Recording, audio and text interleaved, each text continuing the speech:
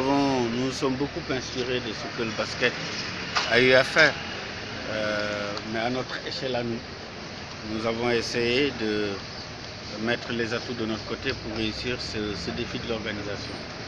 La première chose qu'il fallait faire, et je voudrais ici remercier le président de la Confédération africaine de handball et le président de la Fédération internationale, parce que, vous le savez, le Dakar Arena a un parquet qui a été configuré pour le basket. Et donc il a fallu que le handball puisse se doter d'un tapis qui pouvait être conforme, qui devra être donc apposé sur le parquet du basket afin de ne pas toucher au tracé du basket. Donc ceci est fait, c'est arrivé, et les spécialistes donc sont arrivés ce matin pour déjà demain à la réunion que nous aurons avec le Dakar Arena déterminer les modalités de pose de ce tapis qui va rester une propriété que la Fédération sénégalaise d'handball va mettre à la disposition de Dakar Arena pour les événements à venir. Nous avons pris les dispositions très rapidement sur les hôtels, sans attendre, parce qu'il fallait les réserver. Nous avons 4 nations pour loger, un comité technique formé d'officiels de la Confédération avec une participation d'experts de l'IHF qu'il faut gérer.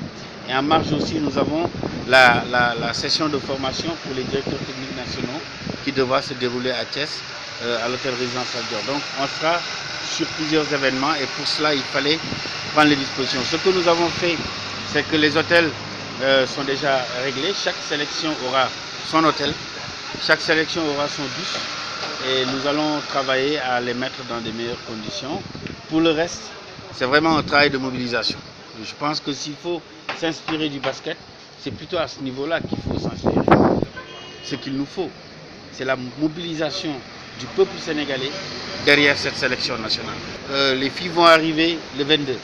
Nous voulons que dès leur arrivée, qu'elles sentent l'effervescence autour de cette sélection et cette possibilité que nous avons de défier l'Angola et de décrocher le titre qualificatif. Bien sûr, aucun match n'est gagné d'avance. La RDC comme le Cameroun restent des adversaires de taille. Il faudra les respecter. Et match après match, monter en puissance pour offrir au Sénégal ce que notre pays n'a jamais obtenu. Et nous demandons au peuple sénégalais de venir soutenir les Lions. Nous avons pris le parti, en accord avec la Confédération, de ne pas chercher à faire même des entrées payantes. Nous avons pris le parti d'en faire une manifestation populaire. Nous sommes en discussion avec Dakar Demdik pour voir dans quelle mesure on pourra avoir des facilités sur le transport. Nous allons aider à la mobilité des gens qui veulent aller à Dakar Arena sur ces 3 jours. C'est 26 jours d'ouverture, 27 deuxième match, 28 jours de repos et 29 derniers matchs qui pourraient être le match qu'on peut considérer comme la finale du titre. Avec le soutien du ministre des Sports, et je voudrais ici le remercier le président de la République qui a accepté que le Sénégal abrite le TQO. D'autres pays étaient candidats.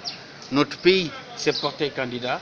La Confédération nous a fait l'amitié de nous confier cette responsabilité avec le soutien et l'accord préalable du président de la République, du ministre des Sports.